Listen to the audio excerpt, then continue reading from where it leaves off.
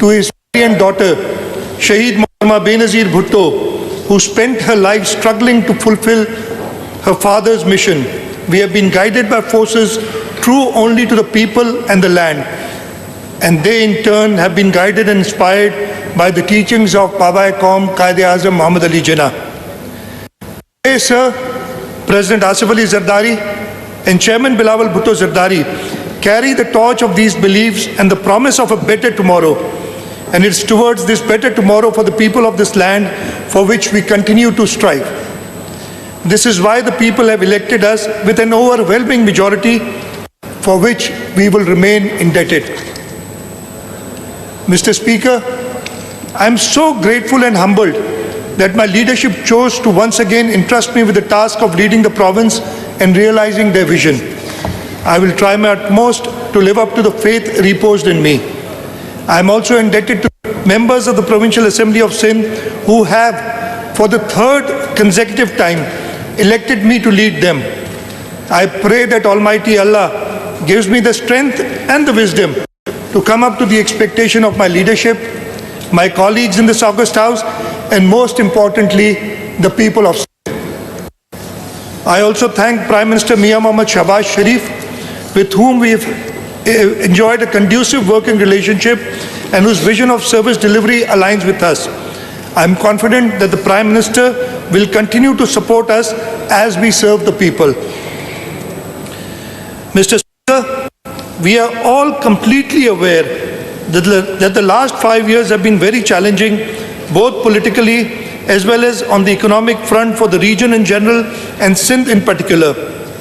In early 2020, we were exposed to COVID-19 pandemic. Karachi was faced with the highest ever rainfall in the summer of 2020. The districts of Shahid Benazirabad, Sangad, Mirpur Khas, Badin, Umarkot and Tharparkar were flooded in the same year due to torrential rains. And so we are all aware that in 2022, floods of unprecedented magnitude severely affected almost 2/3 of our province, resulting in a grave human tragedy. On top of these challenges, we had a borderline hostile government for almost 4 years of our previous tenure. Despite these challenges, we were able to perform. This was due to the resilience of the people of Sindh and the resolve of the provincial government and the leadership of the Pakistan People's Party. So before I talk about budget for the next year, I would like to talk about two specific things. First of all, highlight some of the major achievements during our last tenure and especially talk about the floods of 2022 and how the government of Sindh, the leadership of Pakistan People's Party and the people of Sindh faced this great human tragedy. Mr. Speaker, I'll start with the health sector. Sindh government takes pride in having the best tertiary healthcare system in the country. Our public sector hospitals are catering to patients from all over the country without any discrimination. Sindh government started free ambulance service in 2017 under a public-private partnership named as Sindh People's Ambulance Service, which carried out its operation in Karachi, Thatta and Sijawal with a fleet of 85 ambulances till 2021. It was later transformed into Sindh Integrated Emergency and Health Service. Presently, a total fleet of 315 state-of-the-art ambulances is available with Sindh Integrated and Emergency Health Services. In remote areas of 11 districts, mobile health services were provided free of cost via 26 mobile hospitals, through which more than 2.5 million patients have been served in the last 5 years. The Jinnah Postgraduate Medical Center, the National Institute of Child Health, and the National Institute of Cardiovascular Disease combined have more than 4,000 beds today. In last year alone, 3.5 million patients benefit from the free of cost service. Total budget of these 3 hospitals has been enhanced to rupees 25.75 billion from rupees 1.9 billion in 2013 when these hospitals were transferred to the provincial government. Operational robotic surgical systems along with 9 CT scanners, 9 MRI scanners, 9 angiography units are functional. During financial year 2022-23, rupees 1.7 billion were provided for purchase of essential equipment for surgical complex of Jinnah Postgraduate Medical Center and for procurement of additional cyber knife with the latest model. Currently, JPMC possesses 2 cyber knives and 1 robotic-based surgical system. A state-of-the-art JPMC surgical complex was completed in 2020, which was inaugurated by Chairman Bilawal Bhutto Zardari. The Sindh Institute of Cardiovascular Disease. We've got 9 satellite centers of SICVD that have been established across Sindh with a patient load of 5 million to date. These are 5 million lives that have been catered for and many of them saved. Moreover, 29 chest pain units have been established across Sindh. Stroke intervention program along with installation of latest CT scan machines has been started at Tando Muhammad Khan and Sakhar. The Sindh Institute of Urology and Transplantation, SIUT, has a 1,200-bed comprehensive healthcare system and 72 departments have become Pakistan's largest dialysis center, with 1,500 dialysis are carried out daily and more than 14.5 million patients were served during the last 5 years. Rupees 47.7 billion have been provided by Sindh government to SIUT in the last 5 years. Today, SIUT houses Pakistan's largest transplant center, dedicated oncology hospital, pioneering work in robotic surgery since 2017, state-of-the-art pediatric cardiology.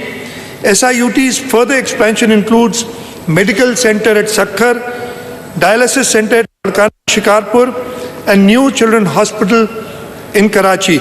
Sir, the medical center at Sakhar and the dialysis center at Ladkana were both inaugurated by Chairman Bilawal Bhutto Zardari. Peer Abdul Qadir Shah Jilani Institute of Medical Sciences, Gampat, is the only healthcare institute of Pakistan, providing 5 human organ transplant facilities under one roof.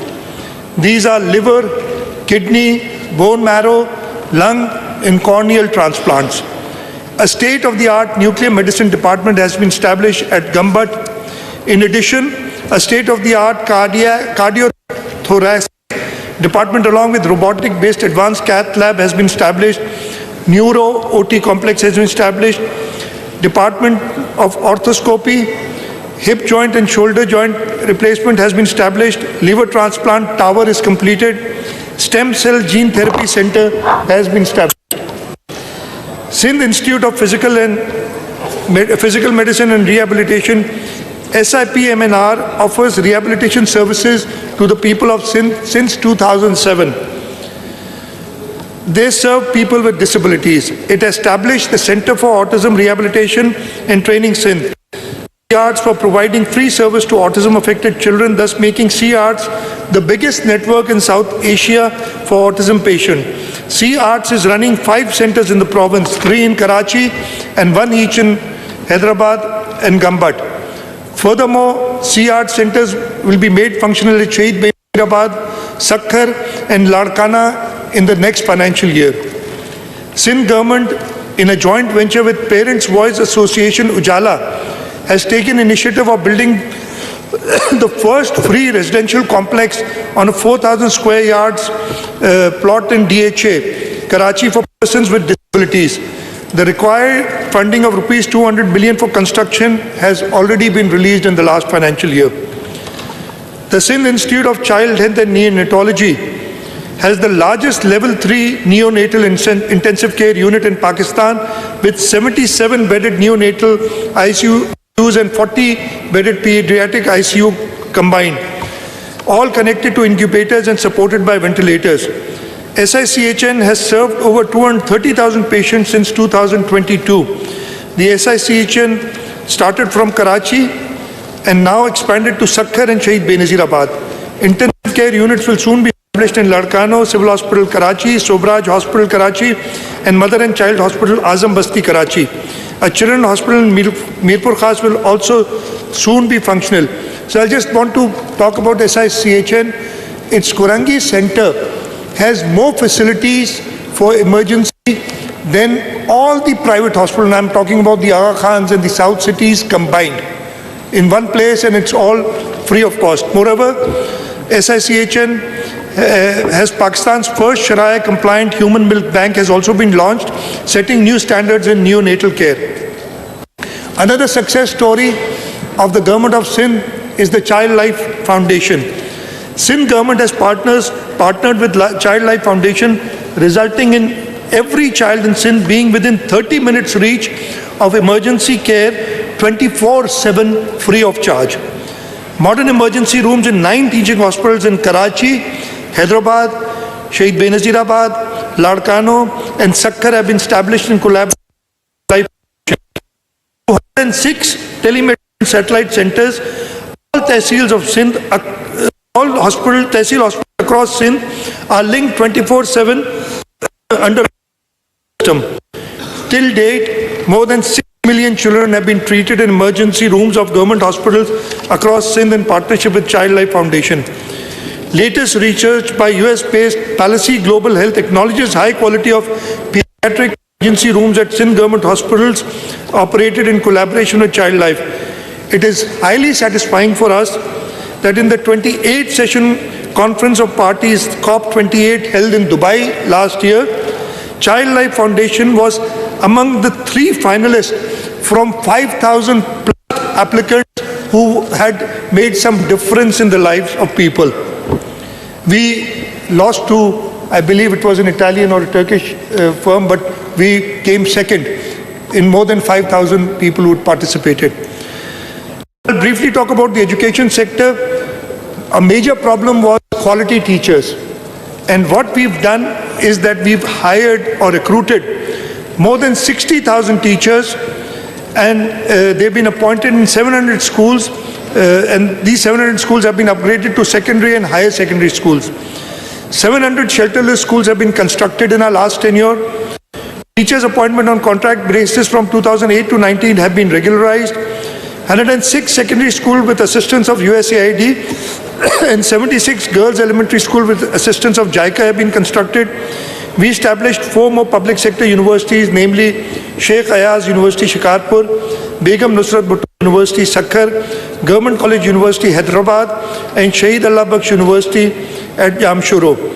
Under the Benazir Bhutto Shahid Human Resource and Research and Development Board, more than 150,000 youths have been trained.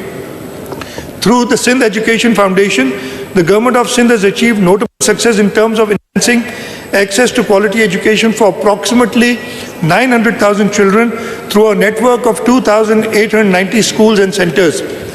SEF, in partnership with Teach the World Foundation, has launched an out-of-box solution which has already established 50 micro schools where 5,000 out-of-school children have been enrolled. And I would suggest that these Teach the World Foundation schools be visited. We've already done 50. By the end of this year, we'll complete 100. These are children who are older children who've been out of school, and we take them out from the streets, bring them to our schools in areas where they've never gone to school, and the change that you see is phenomenal. Within weeks, the children who've never been to school, by use of assisted devices, start to not only read and write, but also do mathematics. And hopefully I will demonstrate this at in my budget winding up speech, because this is one area that we have been very successful and we are proud of it. The teachers licensing program. Sindh government has launched a public-private initiative to improve the quality of education in government school. Through this initiative, a teaching license system has been introduced. This collaboration is of first type in Pakistan, whereby only B.Ed graduates are eligible to take the license test, thereby establishing teaching as a profession. Previously, teachers were inducted at government pay scale grade 14, but now grade 16 posts have been created exclusively for licensed teachers. As the Honorable Education Minister has it, we have a license for everything, but we don't have a license for teachers. And that is why this is something that only the province of Sindh has done, and inshallah ta'ala we shall see reap the fruits of this in the near future. The Works and Services Department, a Sindh Road Network Master Plan has been developed, and in the last 5 years, 5,636 kilometers of road have been constructed. In the irrigation department, in the last 5 years, 174 schemes costing rupees 79 billion were completed for lining of 3,675 miles of irrigation canals.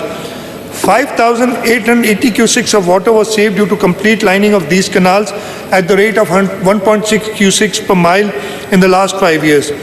In the energy sector, we've now have a total of 3,240 megawatts added to the national grid produced from indigenous Thar coal, which is at the moment the cheapest electricity being produced in Pakistan. All our Thar coal projects are at the very top of merit order and evacuating power for the entire country. We've constructed 12 wind power projects, 3 solar power projects, and solar hybrid green hydrogen project and wind solar hybrid project has been added to the national grid. In addition, one area that I would like to mention is our people's bus service. We, as you remember, Mr. Speaker, you had started this initiative and then your successor, the Transport Minister, took this as a challenge. And today we have a bus system, and the problem is that the demand is so high that we are not able to keep up with the demand. But inshallah ta'ala, we've kept money in this budget for new buses, and we will provide buses for these comfortable buses for people to travel comfortable and cheap. मैं उर्दू में तकरीर मौजूद है, ये कई बार हो चुका है, मेरे ख्याल है मुझे बीच में ना मैं राइटिंग अप पे सारा उर्दू में दोबारा आपको बता दूंगा। इसे इंटरप्ट नहीं करते स्पीच में, नहीं स्पीच में इंटरप्ट ना करें प्लीज, बैठ जाएं आप। Sindh boasts the best PPP framework in Pakistan, which has been recognized internationally. I would like to highlight some of the major achievements of Sindh government which are made possible via public-private partnership. Sindh has a diversified PPP project portfolio which covers education, health, roads, bridges, water, energy, transport, information technology, industrial and economic zones, and forestation. It has grown from a mere 5 billion in 2010 to more than 700 billion rupees in 2024. Currently, projects worth rupees 142 billion are under construction, while projects worth more than rupees 267 billion are under investor solicitation stage and expected to be outsourced, awarded to private partners by June 2025. Some of the significant achievements under the PPP program are the Kotki-Kankot bridge, which is under construction. It has a length of 12.2 kilometers, and it is going to be the longest bridge over a river in Pakistan. Even currently, that record, the Jhirk Mulakatiyar bridge is the longest bridge over a river in Pakistan, and which is only 2 kilometers or less than 2 kilometers. This is going to be 12.2 kilometers long bridge. The NED Technology Park in Pakistan is the first technology park with a cost of rupees 25 billion. This innovative collaboration with the Kuwait Investment Authority will surely enhance IT sector overreach. Malir Expressway project's first segment of 15 kilometers stretching from Qayyumabad to Qaidabad is going to be completed in 2024 at a cost of rupees 27.58 billion. Nabisar to Vajiyar project has been designed to provide water supply to independent power producers located in Thar block at a cost of rupees 69.5 billion. M9 M5 link road project is 22 kilometers road project. Its toll collection has commenced for the initial 7.2 kilometers. The last part, just the termination, there's a flyover to be constructed for on the M9, and inshallah that work has also been given as a deposit work, and it will start and be completed soon. Dabeji Special Economic Zone project comprising 1,530 acres industrial zone at Dabeji Thatta under the China-Pakistan Economic Corridor. So now I would briefly like to talk about the unprecedented floods of 2022, how the valiant people of Sindh weathered these floods, the resilient people of Sindh, how they came out of these floods and came out stronger. Sir, we had hardly recovered from COVID-19 pandemic and the 2020 floods when in the year 2022 we were hit with a grave human tragedy in the shape of unprecedented floods. These calamities have tested the strength and unity of our people, but I'm proud to say that Sindh has shown its true spirit in the face of adversity. The floods that struck Sindh caused massive devastation, impacting 70% of the province. Over 2 million houses were damaged or completely destroyed, leaving 12 million people homeless and vulnerable. Our schools, the bedrock of our children's future, suffered immensely, with more than 50% of them being partially or fully destroyed. Over 8,400 kilometers of roads were washed away, disrupting transportation and access to basic amenities. The agricultural sector, which sustains the livelihood of many in our province, faced significant losses, with thousands of tons of ready-to-reap crops destroyed. We knew that we couldn't solve all the problems overnight, but we committed to alleviate the suffering and started the journey of rehabilitation and recovery. Our initial efforts focused on rescue and rehabilitation of the affected people, aimed at minimizing losses and prevention of flood-induced pandemics. We accordingly recalibrated our development portfolio and rechannelized recurring revenues for rehabilitation. Around 117 billion rupees were spent on these operations.